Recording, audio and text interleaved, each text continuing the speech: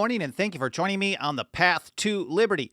I'm Michael Bolden, and this is the show for Memorial Day, Monday, May 30th, 2022. I hope you're having a nice long weekend. I've mostly been taking some time off myself, but I had a few minutes to be able to prep this show, so a little bit more than a few minutes. So on this episode, I want to share with you today a quick and easy history lesson on the founders' view of obedience to government. We can go back to Patrick Henry in 1765 and all the way through Thomas Jefferson in 1798, and we can see a pretty common thread. There's a line in the sand where they saw that compliance was a good thing, and then a moral justification, if not a duty, for noncompliance. And then on top of that, I'm going to share some of that, and then I'm going to go further back to highlight some of the people they learned this type of thing from. People like Sidney, Locke, Gordon, and Montesquieu. But first of all, before getting to that, I should say a quick hello and thank you to everyone out in the live chat. I really appreciate you spending some time with me today, whether this is your first episode or you've been here for every single one since day one. There's Tim and Clay and Tyler, Hunters, Murray, and everyone else. Thank you so much for being here. I should also mention that if you want to be able to read and follow along with some of the things that I'm talking about, maybe read in context so you can learn more in your own time, I link to all the original source documents that I talk about in each episode, and you can find all the other episodes that we have. Each episode has its own single blog post, so you have to scroll down to the show notes section, and you'll find links to stuff that I'm mentioning over at 10thamendmentcenter.com/path to Liberty. It's all spelled out, 10thamendmentcenter.com/path to Liberty. A hello over to John in Ithaca, Poet Fisherman. It's a great screen name, Liberty Revolutionary as well. Good morning. I appreciate you guys all being here. Let's start it out. And what got me thinking about this was, yesterday was Patrick Henry's birthday. And on his 29th birthday, he had just gotten elected to the House of Delegates, General Assembly, whatever it was in the Virginia legislature at the time. I'm forgetting off the top of my head.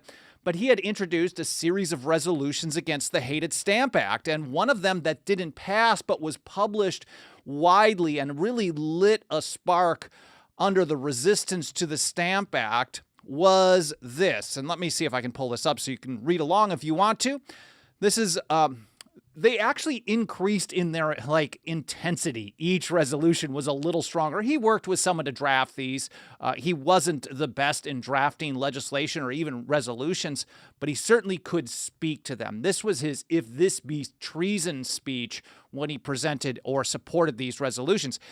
Here's Patrick Henry. He's saying, "Resolved that His Majesty's liege people, the inhabitants of this colony, are not bound to yield obedience to any law or ordinance whatever, designed to impose any taxation whatsoever upon them, other than the laws or ordinances of the General Assembly aforesaid." In other words, to Patrick Henry, there's a line in the sand between the power of Parliament and the power of the Virginia General Assembly, the Virginia legislature.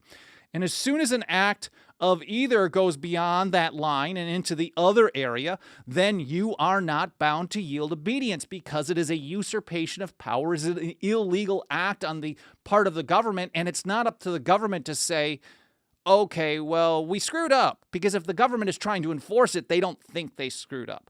And so for a moral view, Patrick Henry saying you're not bound to yield obedience. Now, he's not telling everybody that they have to disobey, because that's a very personal decision that carries a great deal of risk. But as John Dickinson talked about in response to the Stamp Act just a few months later, he said, if you comply with the act, you rivet perpetual chains around your unhappy country. This was what they called the detestable precedent. If government could easily just pass something that they weren't authorized to pass, and then people just went along with it, it establishes a baseline, and then they're going to establish more baselines and build and build and build.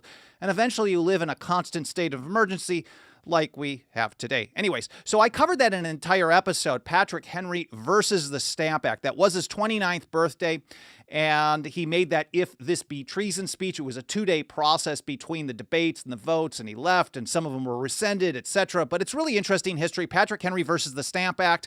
I will include a link to that episode in the show notes. Again, 10thamendmentcenter.com/path to Liberty. That's 1765. Now we can jump forward to somebody who later in life, they were not friends, we'll put it that way. They learned a great deal with each other. They were fellow travelers in support of the cause, but they had some personal conflicts. They weren't great fans of each other, maybe. Thomas Jefferson in 1798 in the Kentucky Resolutions against the hated Alien and Sedition Acts of 1798 of the Adams administration. He literally, the first line of the resolution against the Alien and Sedition Acts that Jefferson drafted in secret for Kentucky was very similar to this mentality, this approach that Patrick Henry had in 1765. And we know Jefferson was there as a student. He was watching and trying to listen and learn.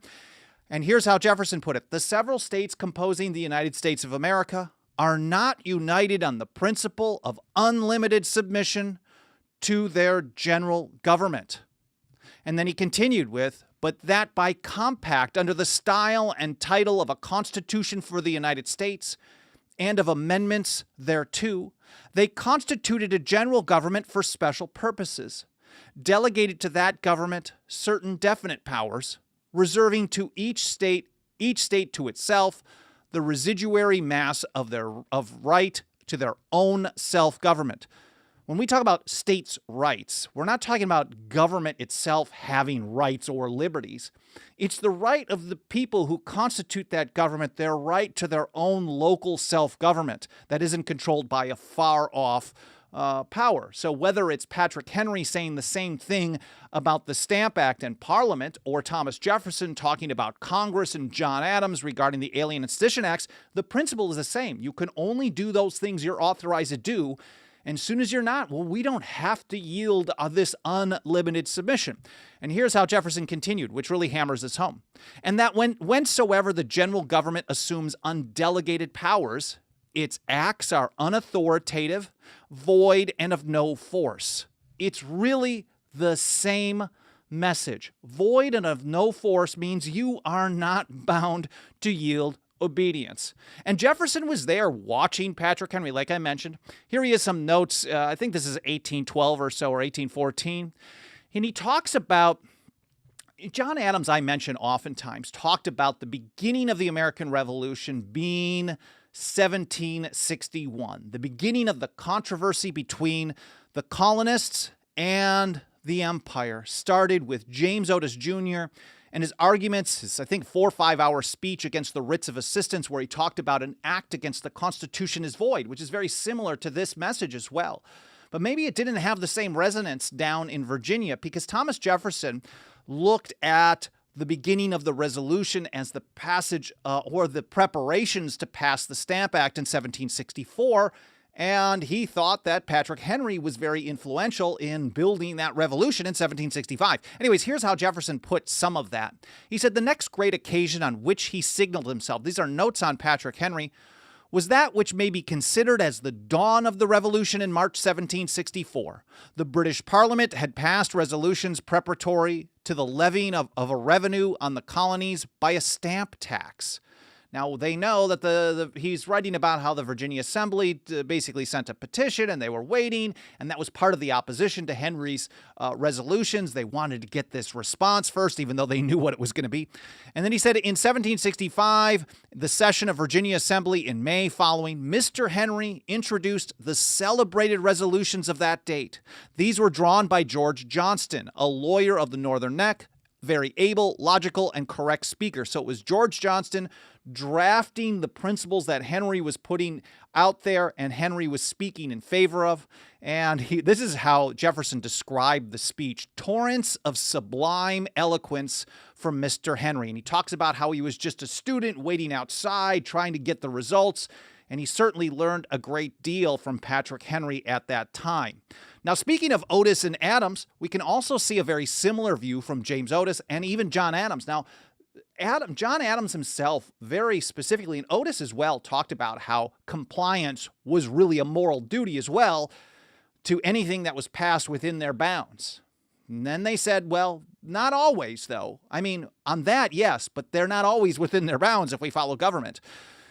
And here's how Otis put it in the rights of the British colonies asserted and proved. I've seen this dated both 1763 and 64, but it was pretty early. He says, he that would palm the doctrine of unlimited passive obedience and non-resistance upon mankind is not only a fool and a knave, but a rebel against common sense, as well as the laws of God, of nature, and his country. So if you're just obeying just to obey, and we're going to talk about the ignorance, the foolishness of people who just obey constantly, that we learned from Montesquieu, that we learned even years before this as well, that the founders took with them. They considered Montesquieu and Locke and others to be so influential on their thought. The idea of unlimited passive obedience and non-resistance was considered evil, just to obey because you're told to, rather than there was some kind of a moral duty to follow something. It was the right thing to do. They're more concerned with right and wrong than the power structure of who's the boss, right? So here's John Adams, again, very similar in this type of view. He did not really like what he considered the rioting against the Stamp Act, led by his cousin and some others, of course. But he recognized that as soon as they go beyond a certain limits, they're not authorized to do that, and people are not bound to yield obedience. Here it is in December of 1765. The Stamp Act, John Adams put it, I take it, is utterly void and of no binding force upon us, for it is against our rights as men and our privileges as Englishmen. And he goes further. He points out that parliaments may err. They are not infallible. They have been refused to be submitted to. And doing this is absolutely void. He said the Stamp Act was made where we are in no sense represented, therefore no more binding upon us than an act which should oblige us to destroy one half of our species. So even John Adams, who was definitely, well, he was one of the good guys back then, the Atlas of Independence, but he wasn't a radical even at this time. And here he is, a moderate, someone who is saying you have a moral duty to follow the stuff that they pass because they pass it if it's within their bounds. Even he's saying it has no binding authority upon them. And that says quite a bit, especially because he's the same guy that signed the Alien and Sedition Acts some years later. Now, we can go much further back. As I mentioned right in the outset, I'm really looking at where did they get this line of thought? Did they just make this up? No, they didn't. There was something that they drew upon that informed their views that you don't have to obey the stuff that they're not authorized to pass in the first place. One of my favorites I think we can go to is Algernon Sidney, who was executed for literally writing a book where I'm going to get this quote from. He never published it. They came to his home, they found it, and they killed him for just writing it, not even publishing it. It was published later. And so the founding generation, especially the old revolutionaries, they considered Algernon Sidney a martyr for liberty. He was a hero. It's greater than Guy Fawkes Day that people run around with these days. He was definitely a hero for just writing stuff. Here's how he put it. That which is not just is not law, and that which is not law ought not to be obeyed. Very straightforward. I think that bears repeating. That which is not just is not law, and that which is not law ought not to be obeyed. Just because government does something doesn't mean it's just, it's right, it's authorized, it should be done in the first place. Just because government tells you to do something doesn't mean you have to just, well, that you have a moral duty to go about and just follow whatever they tell you. That's mindlessness. Here's John Locke in two treatises of government, or two treatises on government. I'm not sure how it's officially. This is 1689, just a few years after Sidney was published after his death. Maybe they were published around the same time. This is section 212, I believe. He said, when any one or more shall take upon them to make the laws whom the people have not appointed so to do, they make laws without authority, which the people are not therefore bound to obey. Again, Locke was much more of a moderate. He wasn't really a radical. Well, maybe to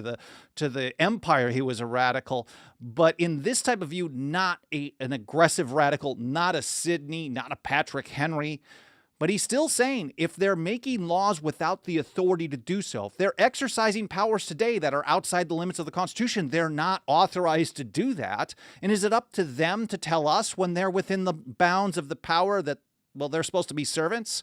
If all power comes from the people, then it's really up to the people to do something about it. So again, the people are not therefore bound to obey. That's from Locke in 1689. Here's Thomas Gordon, who is one half of the authors of the Cato's letters. Maybe he was closer to 2/3 in the early 18th century, writing an essay on government in 1747. Of course, I will link to this in the show notes. 10thamendmentcenter.com/path-to-liberty. One of the most common questions I get, it's fascinating.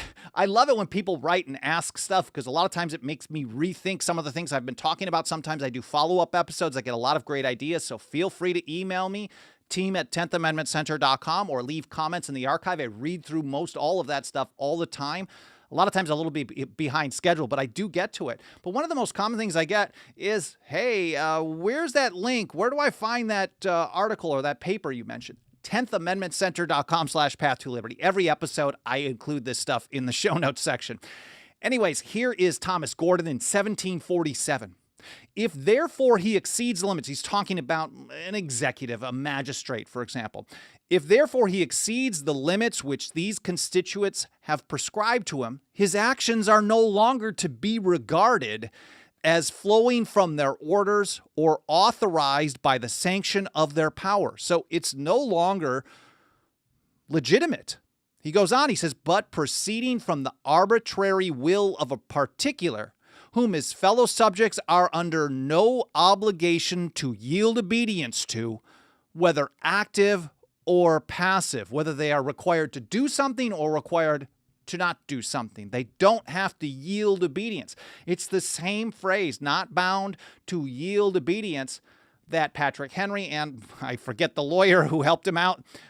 What did Thomas Jefferson have to say? It was George Johnston. I have to relearn this as I go through it every single time. So the idea that you have to yield obedience is only when they're doing things that they're authorized to do. That was the view. Here's Montesquieu, The Spirit of the Law, 1748, one of the most cited works of the founding generation. Of course, separation of powers is where we get that from. James Madison considered it absolutely an essential maxim. But here's another one that I thought was really interesting from Montesquieu in chapter 3. He said, excessive obedience supposes ignorance in the person that obeys. Man, that really strikes me. Now, of course, a lot of that's gray area. What is considered excessive obedience?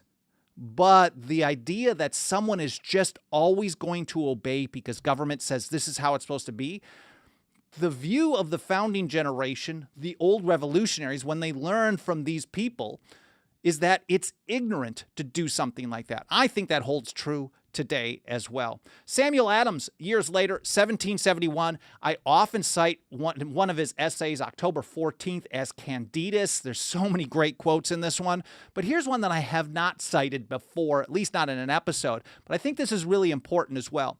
He said, if a minister shall usurp the supreme and absolute government of America and set up his instructions as laws in their colonies, and their governors shall be so weak or wicked as for the sake of keeping their places to be made the instruments and putting them in execution. Man, there's a lot to unpack in that one. That is awesome. Anyways, I should just go on, not break through this. Who will presume to say that the people have not a right or that it is not their indispensable duty to God and their country by all rational means in their power to resist them? And he all capsed it. It wasn't an email forward. He said, resist them. Now, to Samuel Adams, what was very important to him a lot of times was moral duty. And he felt that not only was there a right or an obligation or no one's bound to yield obedience, but he felt that when they did something that they're not supposed to do, the people had a duty to stand up for liberty against anyone who attacked it.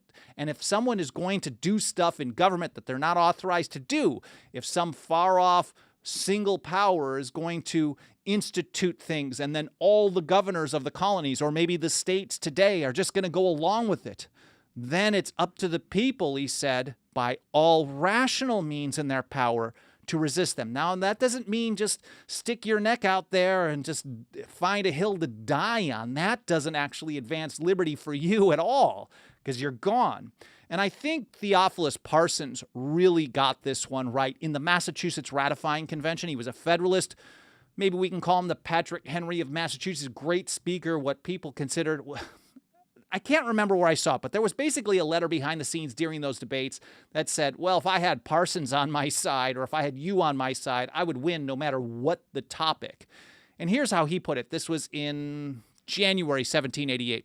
An act of usurpation. Usurpation is a theft of power by government from the sovereign people of the several states. Every time they do stuff they're not authorized to do, it is a usurpation of power. So an act of usurpation is not obligatory. It is not law, and any man may be justified in his resistance. He goes further. He said, let him be considered as a criminal by the general government, yet only his own fellow citizens can convict him. They are his jury, and if they pronounce him innocent, not all the powers of Congress can hurt him. Now, I know a lot of people want to think that you just need to pass one law or you need to elect one dude and everything's going to be fixed. Jefferson put it this way. We're not going to get from despotism to liberty in a featherbed. And Parsons was recognizing this at a time where they didn't see the government as tyrannical, but they were only talking about the potential for government because that's what power does, is it tries to expand, it tries to do stuff it's not authorized to do. And here's Parsons pointing out that an act of usurpation is not law. But that doesn't mean that the people who pass the law aren't going to try to enforce it. That also doesn't mean that if you decide to resist them, as Samuel Adams put it, or you're not bound to yield obedience, as Patrick Henry, there's no unlimited submission, as Jefferson put it.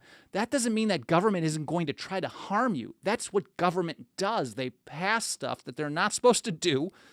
Then if people don't comply, they try to scare more people into compliance by attacking the few who take a stand at first. But if you have a good moral community, good moral society of people who believe in liberty, unfortunately, we're surrounded by people who hate it, so it makes it much more difficult today. But Parsons, the theory is there where you still resist them. You still refuse to comply.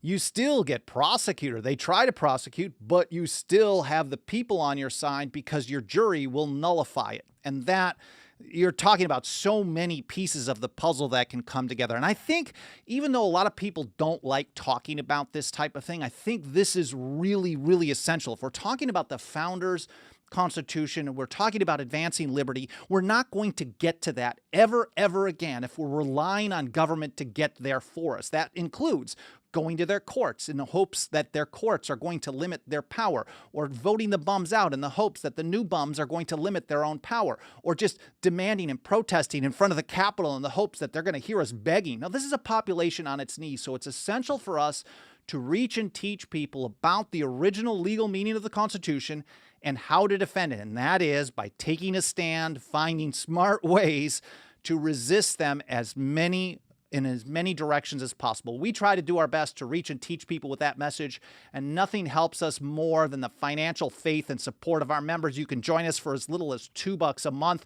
And I just want to say a quick thank you to just a handful of people who have joined us lately. I couldn't be more grateful for your support. Please don't feel any pressure to join them.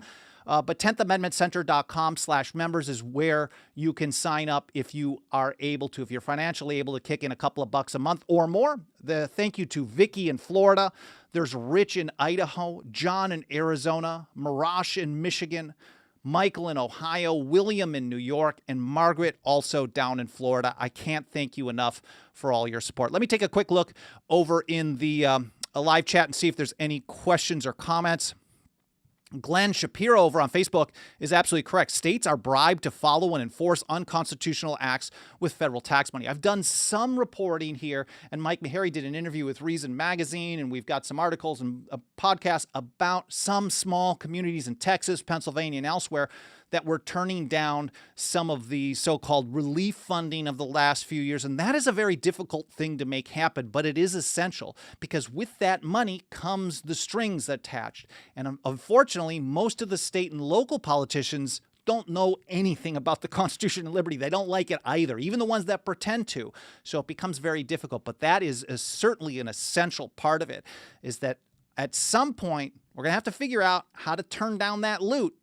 because without the loot, then we don't have nearly as many strings. John Milich says, brilliant discourse, blessings. I'm just grateful. Same to you. Thank you so much. I'm very grateful for the opportunity to spend so much time reading and learning this stuff and sharing it with you guys. I just like passing along the info that I think is important, that will set us a foundation for liberty. I don't want to be one of these people. I'm very positive about liberty winning in the long run. I'm very cynical and probably negative. I don't have any expectation of finding it in my lifetime, so I try to live as free as I can in the way that I can, as much as I can in the situation that I live in. But I think this is more of a Samuel Adams approach. Whether or not we're going to find a free society today, tomorrow, or in 500 years, it's our duty to do what we can to set the stage for that in the future. That's how I take it personally here. Hunters F770 over on Twitch, great question. It's up to we the people to do something. What shall we do? Well, it starts out with, well, what's on this shirt here?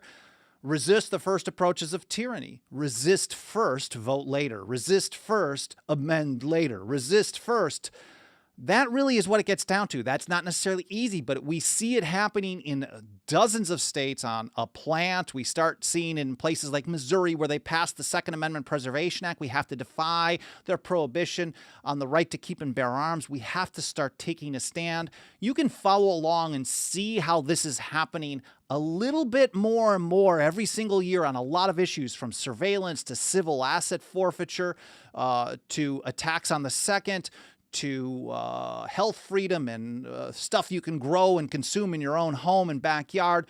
Our annual State of the Nullification Movement report is 10thamendmentcenter.com/report. Glenn Shapiro says to not obey even an unjust, unconstitutional law still brings the wrath of the authorities. Certainly. And this is where I think people have a very hard time. They immediately go to, well, I still have to obey because I'm scared. Well, fear is the foundation of government. We don't want people living their lives in prison. Now, some people, that's what they feel is the right thing to do, to actually do something like this. But we wouldn't have 37 states now defying the feds on a plant, even though the feds have aggressively tried to stop them. Not as much in recent years, but for the first 12 to 16 years, they went nuts trying to shut this down. It's just that it took so many more people willing to do what they believed in, even under the risk of prison. People died in prison in the early days here in Southern California. There was a guy in West Hollywood who was running a dispensary that was legal under state law, but illegal under federal law. And he died in prison because he couldn't get his medicine for his cancer. And so sometimes people have to be willing to take a stand. Thomas Paine in the American Crisis #4 said, those who expect to reap the blessings of freedom must, like men, undergo the fatigues of supporting. It's not going to be easy, but it's certainly important. And we also have to be reasonable about what we resist and what we refuse to comply with. It's not going to be anything and everything all the time. You have to have smart strategy. I'm not going to get into that right now because that's a whole nother episode. I've done a bunch on that you can find over at 10thamendmentcenter.com/path to liberty. Anyways, I really appreciate you spending some of your time with me today. I hope you've had a great long weekend. I hope it's still continuing today. If not, I hope you're enjoying a Monday back at work or whatever it may be. Again, if you support the show, you like what we do, 10thamendmentcenter.com/members. You can also leave a review on Apple Podcasts, smash the like button on YouTube, leave comments. All that stuff will trigger algorithms, and then our show gets presented to a lot more people. It really helps out a great deal. Again, thanks so much for being here. I hope you have a great day, and I'll see you next time here on the Path to Liberty.